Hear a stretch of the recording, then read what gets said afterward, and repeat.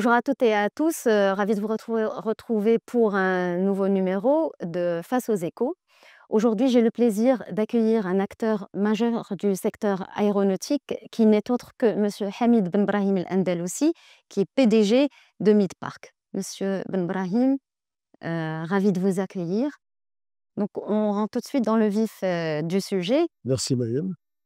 Voilà, donc pour commencer, il serait intéressant de parler brièvement de Midpark pour ceux qui ne connaissent pas et par la suite, dresser un état, actuel du secteur de l'aéronautique. Alors, si vous permettez, j'inverse. Je commence par Oui, parler de l'aéronautique avant de parler de Midpark. d'accord. Parce que Midpark est un dispositif qui permet de développer l'aéronautique. Alors, le secteur aéronautique aujourd'hui place le mât comme étant la plateforme incontournable, qualitative, compétitive, de haute valeur ajoutée à la porte de l'Europe.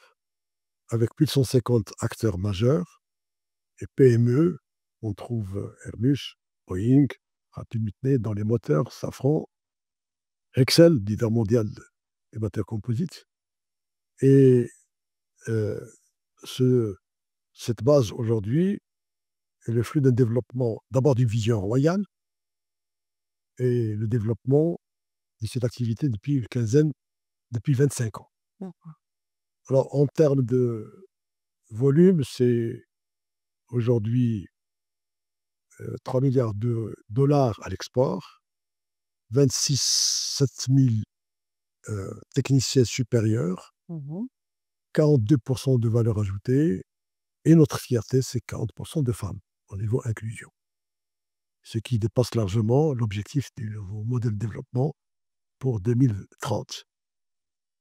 Ce qui est intéressant à noter, c'est qu'aujourd'hui, cette base connaît un développement accéléré, quantitatif et qualitatif, sur lequel nous allons revenir. Et nous estimons que dans moins de 5 ans, on va doubler la taille.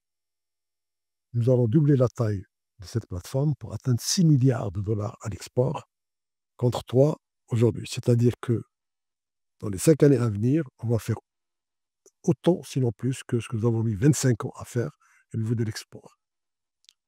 On aura l'occasion de revenir là-dessus. Alors, euh, Midpark, ce qui est important de noter, c'est que le, le secteur aéronautique n'obéit pas au concept ou logiciel de délocalisation. Nous ne sommes pas dans la délocalisation. Nous sommes dans ce que j'appelle la colocalisation vertueuse et économiquement soutenable. Ça veut dire que des industriels européens, américains et autres installent au Maroc une partie de leur activité. Alors pourquoi? Parce que nous sommes dans un secteur qui est porteur, où il y a une visibilité sur de développement sur les 20 prochaines années, le secteur de la construction aéronautique. Vous voulez commander un avion, il faut attendre 7, 8, 10 ans, les carnets de commandes sont pleins. Aujourd'hui, nous sommes dans un marché de demande où les acteurs n'arrivent pas, ont du mal à répondre aux besoins des compagnies aériennes. L'autre caractéristique, c'est que il y a un problème de manque de talent aujourd'hui en Europe, aux États-Unis et au Canada. Alors le Maroc s'est progressivement placé comme étant la base idéale, adéquate, pour répondre, pour apporter des solutions à ces industriels qui ont une très forte demande et qui ont besoin d'une installation rapide et des talents. Et c'est ce que nous avons réalisé au niveau de la plateforme de Noissin. À Noissin, on a créé donc la fabrique des talents avec l'Institut des métiers de l'aéronautique, qui est un institut innovant, indépendant de l'État, indépendant de l'Office de formation professionnelle, géré par les professionnels d'IMA. Et en face, nous avons créé avec euh, la caisse de dépôt et de gestion, plus particulièrement C'est déjà. les Z, Mmh. nous avons créé un parc qualitatif avec un modèle innovant pour accueillir les grosses sociétés et les PME. Les grandes entreprises achètent le terrain et Midpark les accompagne au niveau de la maîtrise d'ouvrage déléguée. Et les petites sociétés, c'est Midpark qui achète le terrain, qui lève un prêt et qui finance la construction de l'usine et qui la loue à la PME dans le cadre d'un contrat de longue durée. Donc on apporte avec Midpark et avec Lima des solutions à des industriels Intégré. Absolument, qui ont besoin de se développer, qui ont besoin de talent et qui manquent de compétitivité dans leur pays.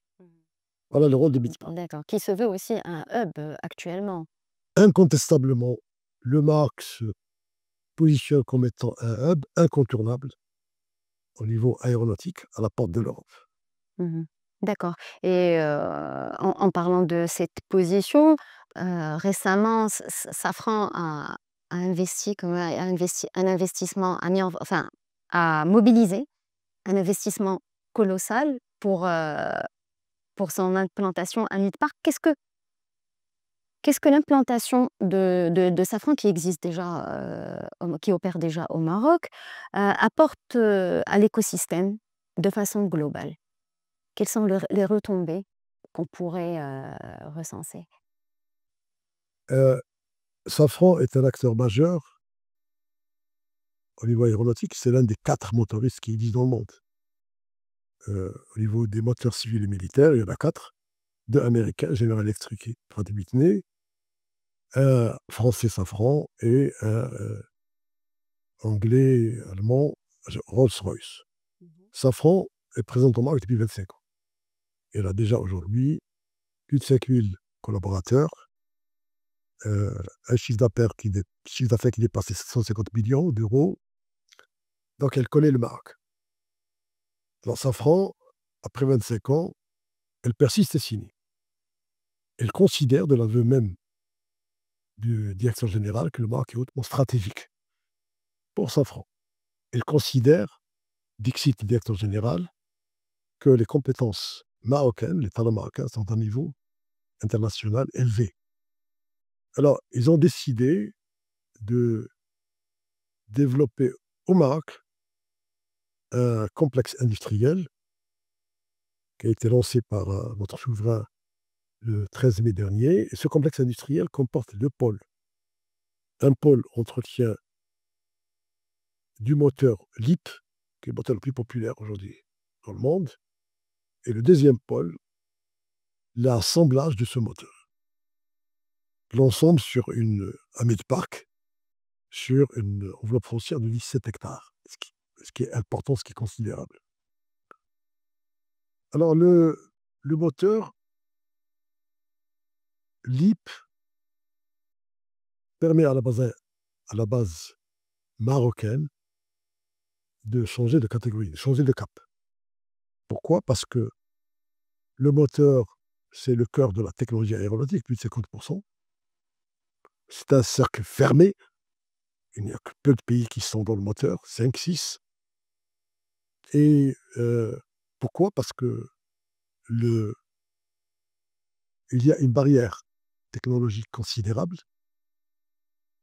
pour atteindre le moteur civil et une barrière financière. Dernier élément pour le moteur, c'est le cœur de la rupture technologique dans la construction aéronautique pour atteindre l'objectif assigné au transport aérien de 0 émission à l'horizon 2050. Pour atteindre cet objectif, il faut que les moteurs consomment moins. Il faut qu'ils consomment dans un premier temps des fuels bio, avec comme objectif 2040-2045 de passer à l'hydrogène. Donc on est aujourd'hui dans le haut de la pyramide des valeurs. On a démarré il y a 25 ans avec les systèmes électriques, ensuite les équipements structuraux, ensuite le composite, et aujourd'hui nous sommes dans le moteur qui est le cœur de la technologie aéronautique. Et nous sommes aussi dans la recherche technologique au niveau de l'aéronautique. Donc le fait d'être dans le moteur de l'avion permet au Maroc d'aspirer et d'être acteur majeur dans d'autres technologies. On est en train de passer dans une autre ère de l'industrie. On est dans un nouveau cap au niveau technologique. Et ceci nous permet de capter d'autres technologies, la défense, Mhm. les machines médicales. On est en plein dans des secteurs d'innovation et de recherche et développement. Mhm. Mhm. Le fait d'intervenir sur toute la chaîne de valeur, c'est bien ça? Le Maroc actuellement opère avec cette implantation, opère sur toute la chaîne de valeur pour le volet aéronautique. Donc, ce qui renforcera davantage la compétitivité en termes de coûts aussi. Oui, vous avez raison, parce que au-delà du fait qu'il y a un changement de paradigme au niveau de l'aéronautique, et cela induit que nous sommes désormais dans des activités de très haute valeur ajoutée, le moteur, concrètement, l'assemblage du moteur concrètement de Safran va tirer déjà d'autres équipementiers. Nous sommes dans l'assemblage et nous allons produire localement, avec les sous-traitants de Safran, des équipements qui vont rentrer dans cet assemblage. Donc, ce qui augmente la valeur ajoutée locale, ce qui augmente le niveau de technologie, de technicité de nos collaborateurs au Maroc, et qui, encore une fois, qui nous permet d'accéder à d'autres activités. À titre d'information, Mhm. le, des activités comme l'usinage, il va tirer des activités comme l'usinage, comme les matériaux composites, comme les systèmes hydrauliques, la fonderie, l'impression 3D, des outillages et, et d'autres. Et toutes ces activités-là, toutes ces technologies vont enrichir, vont rendre encore plus solide, plus robuste le secteur aéronautique marocain et le développer. Est-ce que ça pourrait, par exemple, le modèle Mid-Park peut ouvrir la porte, euh, le modèle pourrait être dupliqué pour d'autres industries, éventuellement hautement technologiques, comme vous l'avez évoqué, la défense ou l'industrie pharmaceutique? Alors déjà, Midpark, aujourd'hui, est habilité à recevoir d'autres industries, d'autres technologies. À titre d'exemple, nous avons des systèmes électroniques sophistiqués déjà avec Ethan, qui est présent à Midpark, Mhm. qui va doubler sa taille, passer à 30 000 mètres carrés. Nous avons la fibre optique, euh, nous avons la 3D avec Thales. Mhm. Alors, est-ce que le modèle est duplicable? Mais évidemment qu'il est duplicable. Parce que le modèle consiste en quoi? Apporter des solutions de, d'implantation rapide dans les meilleures conditions de qualité, de compétitivité et de, et de coût, à des acteurs qui ont besoin très rapidement de transférer au Maroc une partie de leur production. On n'est pas, comme je vous l'ai dit, on n'est pas dans la délocalisation. On ne ferme pas une société à l'étranger pour en ouvrir une. On est dans ce que j'appelle la colocalisation Oui. vertueuse, économiquement soutenable. On est dans 1+1 égale 3. Donc, une société à l'étranger qui qui installe au Maroc une filiale, elle améliore sa compétitivité, elle accède à du nouveau marché qui lui permettent d'investir chez elle en Europe, aux États-Unis et au Maroc. D'accord. Vous avez parlé tout à l'heure de perspectives. Est-ce que vous avez de la visibilité, on va dire, sur les 10 prochaines années? Ah, l'avenir appartient à Dieu. Euh, alors, la visibilité, un, comme je vous l'ai dit, nous sommes dans un secteur où il y a 46 000 avions à construire, 8,8 milliards de dollars de chiffre d'affaires. La moitié, c'est de la construction et l'autre moitié, c'est ce qu'on appelle les services. Parmi les services, il y a tout ce qui est maintenance, entretien des moteurs. Vous avez des moteurs. Alors, ce qui est important, encore une fois, c'est qu'on est dans un marché où il y a une très forte demande. Ça, vous parlez à Aéronautique l'échelle internationale. nationale, oui, oui. Et ce qui est certain aussi, c'est que le Maroc, aujourd'hui, devient incontournable. On a une part de... Devient incontournable. La première base en Afrique, on a dépassé l'Afrique du Sud il y a une dizaine d'années. Avant, c'était les pays de l'Est ou l'Irlande qui étaient les bases de construction aéronautique pour pénétrer la communauté européenne. Aujourd'hui, c'est le Maroc. Il n'a pas d'autres compétiteurs. C'est vrai, il y a la Turquie, mais la Turquie est loin, c'est plus cher. Donc, le meilleur est à venir. Le plus dur a été fait. The skies are the limit. Le, nous sommes dans une conjoncture aujourd'hui, comme je vous l'ai dit, où il y a une accélération qualitative et une accélération quantitative. Il y a de plus en plus de sociétés qui demandent à s'installer au Maroc. Les années 2005, 2006, 2007, on est à 2-3 fois plus que d'habitude. Il y a des sociétés qui nous demandent à s'installer. Deux, nous sommes en train d'accéder à des niveaux supérieurs de savoir-faire, de compétences, de valeur ajoutée. Le moteur, on est 3. On est en train de diversifier les marchés. Nous sommes historiquement France, Allemagne, États-Unis. Eh bien, l'année dernière, on a vu arriver l'ouverture du marché allemand, du marché euh, suédois, Canada, non? le canadien, on y était déjà, allemand, même marché indien, Indien, vous avez dit. espagnol. Donc, on est présent aujourd'hui dans de nouveaux marchés. 4 ou 5, on est en train de tirer d'autres industries. Nous sommes en train d'installer des sociétés dans le domaine de la défense. Ici à Mid Park, parmi nos objectifs aussi, c'est de, comme on l'a dit, la durabilité, donc être plus clean. Et puis aussi, notre objectif, un objectif qui me tient personnellement à cœur, c'est plus d'inclusion.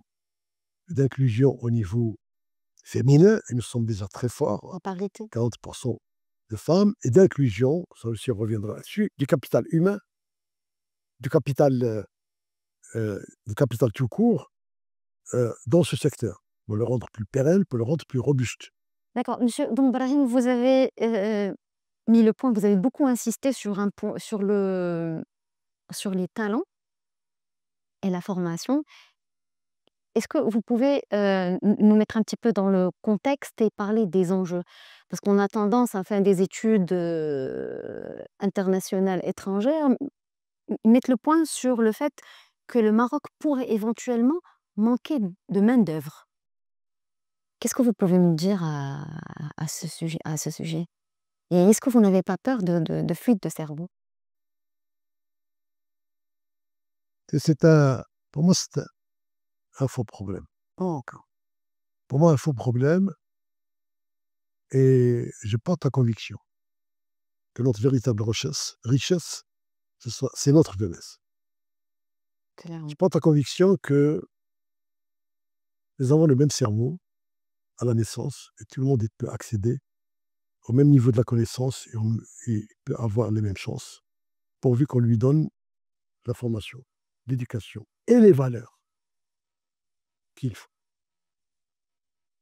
Parce que le socle de transformation d'une personne, c'est par l'éducation, par la formation et par les valeurs. Si nous avons réussi dans le domaine de l'aéronautique, c'est qu'on a été capable de faire une rupture dans le domaine de la formation. Et nous avons créé l'IMA, qui est une usine de formatage, qui donne formation, éducation et valeurs. Aujourd'hui, tous les jeunes formés à l'IMA La travaillent plupart systématiquement de jeunes qui travaillent dans l'aéronautique aujourd'hui émanent de... ont été formés par les industriels à Lima. Ils s'installent à Mid Park, ils traversent la rue et ils les forment à Lima. Et la formation n'est pas la formation éducation, valeurs, ce n'est pas uniquement euh, une période qu'on passe euh, dans un atelier, c'est d'abord par l'alternance. Mhm. Ensuite, c'est un aller-retour en permanence entre l'usine et l'IMA.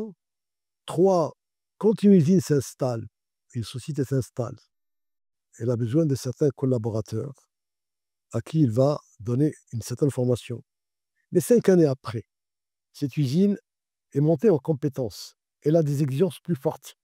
Donc il y a un dialogue permanent entre cette usine et l'IMA pour former sur mesure. D'accord. C'est du tailleur sur mesure. Mhm.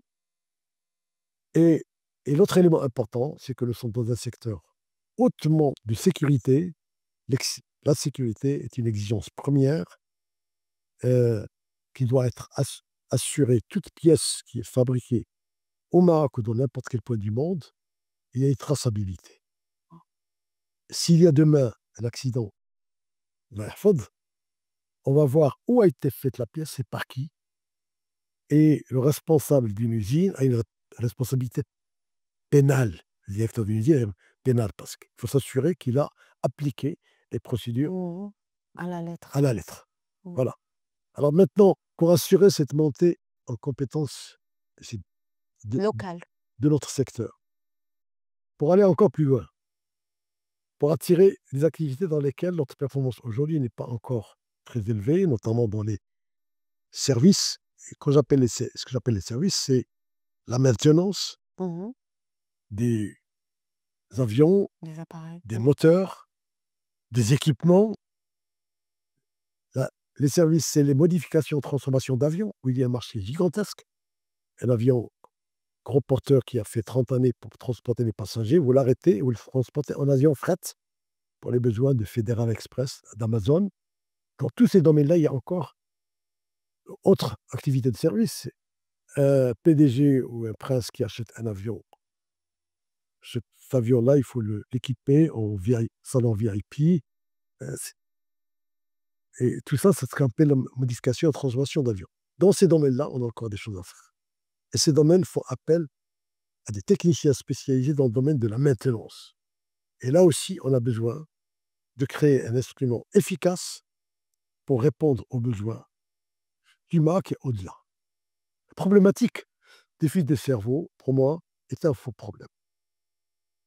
Nous avons suffisamment de jeunes, nous avons suffisamment de jeunes qu'on peut former pour nous et pour l'export. D'accord. Et il y a 30, 40 ans, moi j'étais à Manama, je transportais des mineurs qui allaient en Europe dans les mines.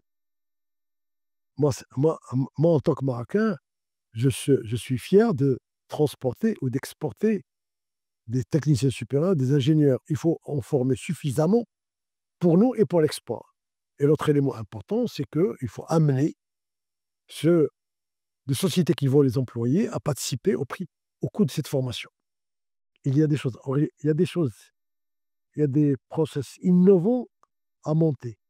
Mais il est essentiel de continuer à faire un effort permanent sur les talents dans les différents domaines de l'industrie aéronautique euh, pour nous et pour l'export. Mhm. D'accord. Parfait. Merci beaucoup, Monsieur Benbrahim. Est-ce que vous avez un message particulier à transmettre avant de conclure? Bien, s'il y a une conclusion à tirer, je dirais que l'arrivée du moteur dans l'écosystème aéronautique marocain, ce n'est pas uniquement une usine de plus, c'est un tournant stratégique dans l'industrialisation de notre Maroc, du pays. Avec le moteur, nous sommes de plein pied dans cette nouvelle ère de l'industrie à laquelle le convie Sa Majesté par son discours à l'industrie du 29 mars 2023. Une industrie qui se caractérise par plus d'innovation, plus de durabilité, qui participe encore plus qui tire d'autres industries, Tout à fait. qui participent plus à la prospérité de notre pays et à sa souveraineté. On est désormais aujourd'hui dans ce que je pourrais appeler l'économie de l'industrie de haute technologie, ici même, qui sera de plus en plus portée par la plateforme de Noissin dans laquelle l'image joue un rôle important. Si j'ai un message supplémentaire à ajouter, c'est que nous avons besoin de davantage d'inclusion pour rendre ce secteur plus robuste, plus pérenne. Mhm. Ce secteur qui aujourd'hui est porté à 95% par le capital étranger, il est impératif que nos capitaines d'industrie, si on en a, que nos entrepreneurs, nos hommes d'affaires, s'engagent aussi dans ces activités de haute valeur ajoutée, de haute technologie. Je vois aujourd'hui des engagements dans d'autres secteurs qui se développent, l'alimentaire, produits d'hygiène, l'immobilier, la banque et d'autres. Mais on a besoin aujourd'hui de véritables capitaines d'industrie qui portent des secteurs comme l'aéronautique à haute valeur ajoutée, à haute technologie, et qui tirent avec eux d'autres secteurs, comme je l'ai dit, comme la cybersécurité, comme les semi-conducteurs, la défense. On voit aujourd'hui des Turcs créer des avions, des drones au niveau de la défense. On est capable de le faire aussi. Et c'est des Turcs, des nationaux, qui le faire. Donc j'incite, je pousse nos entrepreneurs à s'approprier ces secteurs de haute technologie. Parfait, d'accord. Monsieur Ben Brahim El-Andalousi, merci beaucoup pour cet échange. Pour ma part, je vous donne rendez-vous avec un nouvel invité. Merci, Mélanie. N'oublie pas de t'abonner à la chaîne et d'activer la cloche pour recevoir toutes les nouveautés.